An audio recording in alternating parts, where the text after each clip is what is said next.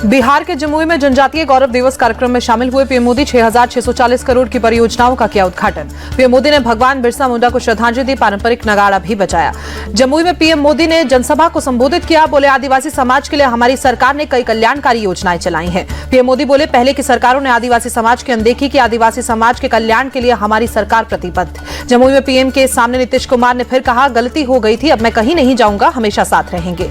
जमुई में पीएम ने आदिवासी समुदाय से जुड़े विभिन्न उत्पादों की प्रदर्शनी भी देखी। प्रदर्शनी में स्टॉल लगाने वाले तमिलनाडु के धनदुरई के साथ पीएम ने सेल्फी भी ली। दिल्ली में गृहमंत्री अमित शाह ने भगवान बिरसा मुंडा की 150वीं जयंती पर उनकी प्रतिमा का अनावरण किया। केंद्रीय मंत्री मनोहर लाल खट्टर भी मौजूद रहे। दिल्ली में राष्ट्रपति द्रौपदी मुर्मू ने भगवान बिरसा मुंडा को श्रद्धांजलि दी। उपराष्ट्रपति धनखड़ और लोकसभा अध्यक्ष ने भी श्रद्धांजलि दी। झारखंड सीएम हेमंत सोरेन ने रांची में बिरसा मुंडा को श्रद्धांजलि अर्पित की। आज भगवान बिरसा मुंडा की 150वीं जयंती।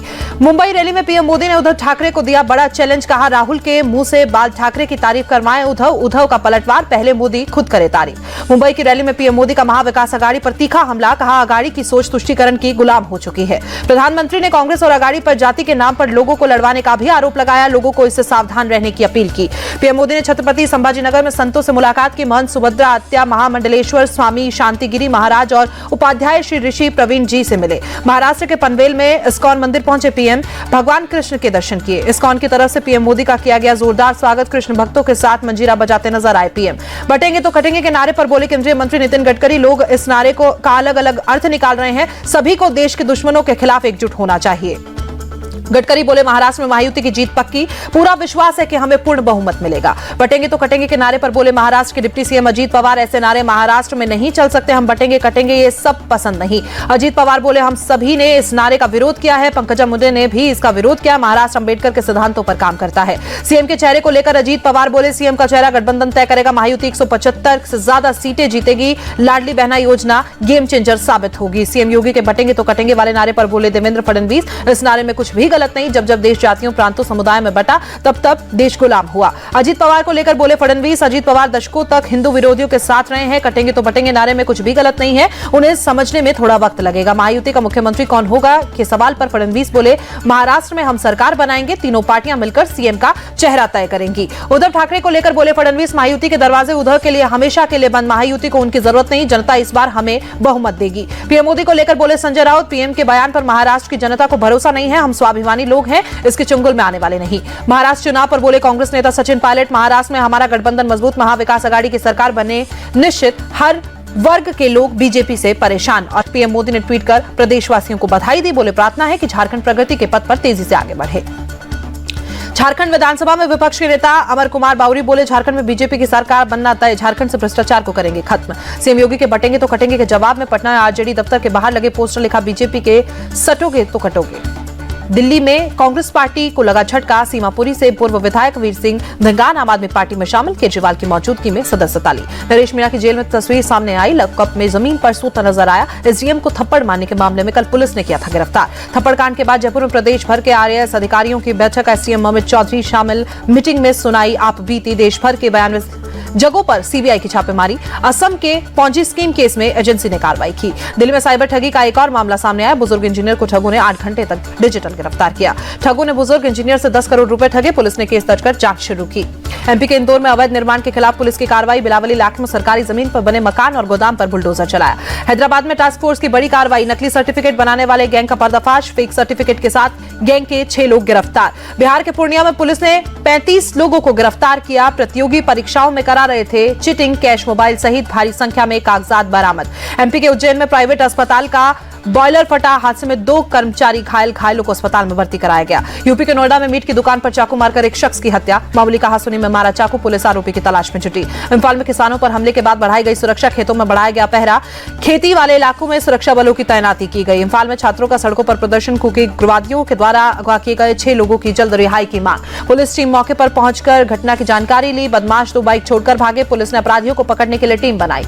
पटना से सटे दानापुर में आरजेडी विधायक रुचिलाल यादव के घर चिपकाया गया नोटिस, पुलिस ने विधायक के भाई आरोपी पिंकू यादव को भगोड़ा घोषित किया।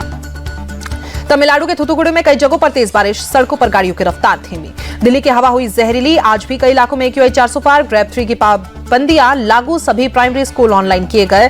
दिल्ली के आनंद विहार, अशोक विहार, बवाना में 400 पार AQI, उखला में 422, पड़पड़गंज में 439, पंजाबी बाग में 443 दर्ज किया गया air quality index. Dwarka, Jahangirpuri और मुंडका में भी AQI 400 पार, वजीरपुरी में 467, विवेक विहार में 470, नसफगढ़ में 404 एयर क्वालिटी इंडेक्स।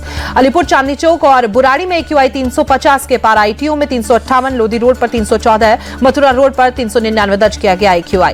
दिल्ली में एम्स इलाके में भी गंभीर श्रेणी में पहुंचा AQI, आसमान में छाई धुंध, सांस लेना बेहाल। दिल्ली के इंडिया गेट इलाके में प्रदूषण बढ़ा, पूरे इलाके में स्मोक की परत देखी गई, विजिबिलिटी कम हुई। दिल्ली के लाल किला और अस्पताल के इलाकों में गंभीर श्रेणी में पहुंचा AQI, पूरे इलाके में स्मोक की परत देखी गई, विजिबिलिटी कम हुई। दिल्ली के अक्षरधाम इलाके में भी गंभीर श्रेणी में पहुंचा AQI, पूरा इलाके में छाई धुंध, विजिबिलिटी कम हुई। दिल्ली में प्रदूषण कम करने के लिए जगह जगह पानी का छिड़काव, दिल्ली की वायु गुणवत्ता गंभीर श्रेणी में पहुंच चुकी है। दिल्ली में यमुना नदी में बढ़ा प्रदूषण, नदी की सतह पर देखी गई जहरीली झाग की परत। यूपी के आगरा में खतरनाक स्तर पर पहुंचा प्रदूषण, ताजमहल हुआ गायब, पूरे इलाके में स्मोक की परत देखी गई। अयोध्या में प्रदूषण बढ़ा, आसमान में छाई धुंध, विजिबिलिटी कम हुई, सांस लेना मुश्किल हुआ। गाजियाबाद में भी खतरनाक स्तर पर पहुंचा प्रदूषण, पूरे शहर में छाई धुंध की मोटी चादर, लोगों को सांस लेने में तकलीफ। मुंबई में खतरनाक स्तर पर पहुंचा प्रदूषण, कई इलाकों में स्मोक की मोटी परत देखी गई, लोगों को सांस लेने में परेशानी हुई। पंजाब के लुधियाना में बड़ा प्रदूषण, आसमान में छाई धुंध की मोटी परत, विजिबिलिटी कम हुई। हरियाणा के अंबाला में भी बड़ा प्रदूषण, पूरे इलाके में स्मोक की मोटी परत देखी गई। कार्तिक पूर्णिमा के अवसर पर वाराणसी में लगा भक्तों का तांता, श्रद्धालुओं ने गंगा नदी में पवित्र डुबकी लगाई। प्रयागराज में उमड़ा भक्तों का जन सैलाब, संगम में श्रद्धालुओं ने लगाई आस्था की डुबकी। कार्तिक पूर्णिमा के मौके पर हरिद्वार में भी श्रद्धालुओं की भीड़, गंगा नदी में भक्तों ने लगाई आस्था की डुबकी। जबलपुर में नर्मदा नदी में भक्तों ने लगाई पवित्र डुबकी, बड़ी संख्या में पहुंचे श्रद्धालु। कार्तिक पूर्णिमा के अवसर पर पटना के दीघा घाट पर उमड़ा श्रद्धालुओं का सैलाब, गंगा नदी में लगाई आस्था की डुबकी। बीजेपी सांसद अनुराग ठाकुर देवघर पहुंचे, बाबा बैद्यनाथ मंदिर में पूजा अर्चना कर आशीर्वाद लिया। हैदराबाद के शिवा हनुमान मंदिर में लगा भक्तों का तांता, कार्तिक पूर्णिमा के अवसर पर श्रद्धालुओं ने दर्शन किए। वाराणसी में देव दिवाली की धूम, राजघाट पुल और नमो घाट को लाइटिंग से सजाया गया। हरिद्वार में भी देव दिवाली पर जगमग हुए घाट, हर की पैड़ी पर हजारों दियों के साथ चकाचौंध हुआ, भारी संख्या में भक्त दिए जलाते हुए नजर आए। गुरु नानक देव जी का आज प्रकाश पर्व, भोपाल में सीएम मोहन यादव ने गुरुद्वारे में माथा टेका। गुरु नानक देव जी के प्रकाश पर्व पर अमृतसर के स्वर्ण मंदिर में श्रद्धालुओं की भीड़, हरि मंदिर साहिब गुरुद्वारे में श्रद्धालुओं ने माथा टेका। लखनऊ में गुरु नानक देव जी के प्रकाश पर्व पर कार्यक्रम का आयोजन, सीएम योगी शामिल हुए। उज्जैन के महाकालेश्वर मंदिर पहुंचे क्रिकेटर धवल कुलकर्णी, दर्शन कर बाबा महाकाल का आशीर्वाद लिया। भारत दक्षिण अफ्रीका के बीच T20 सीरीज का आखिरी मैच आज जोहान्सबर्ग के द वाटर स्टेडियम में मुकाबला होगा। 4 मैचों की सीरीज में भारत 2-1 से आगे। जोहान्सबर्ग में भारतीय टीम का बेहतरीन रिकॉर्ड, साउथ अफ्रीका के खिलाफ यहां पर 4 मैच खेले गए, 3 में मिली जीत, 1 मैच हार। सेंचुरी में शतक लगाने वाले भारतीय बल्लेबाज तिलक वर्मा का बयान, इंटरनेशनल क्रिकेट में शतक लगाकर मिली खुशी, बड़ी पारी खेलने के लिए सही वक्त का था इंतजार। तिलक वर्मा ने शतक के बाद किया था आसमान की तरफ से इशारा, इंटरव्यू में खोला राज, कहा शतक के बाद भगवान का किया शुक्रिया अदा। भारतीय कप्तान सूर्य कुमार यादव तिलक वर्मा को नंबर 3 पर भेजने पर बोले, तिलक ने खुद मांगा नंबर 3 का स्लॉट। सेंचुरियन में तिलक ने खेली थी 107 रन की नाबाद पारी। भारत के मौजूदा फॉर्म और संजय मांजरेकर ने जताई चिंता, कहा पर टेस्ट में पहले भारतीय टीम के सीनियर खिलाड़ियों को प्रैक्टिस मैच खेलने के लिए सख्त जरूरत। संजय मांजरेकर ने कहा प्रैक्टिस मैच से टीम इंडिया का बढ़ेगा हौसला, भारतीय टीम को ऑस्ट्रेलियाई अटैक से रहना होगा सावधान। रणजी ट्रॉफी में गोवा के बल्लेबाजों ने सबसे बड़ी साझेदारी का रिकॉर्ड बनाया। स्नेहल कौंथाकर और कश्यप बाकले ने अरुणाचल प्रदेश के खिलाफ लगाए नाबाद 13 शतक। स्नेहल कौंथकर ने नाबाद 300 रन बनाए, कश्यप बाकले 314 रन पर नॉट आउट रहे। दोनों बल्लेबाजों ने 606 रन की रणजी ट्रॉफी के इतिहास में सबसे बड़ी साझेदारी का रिकॉर्ड बनाया।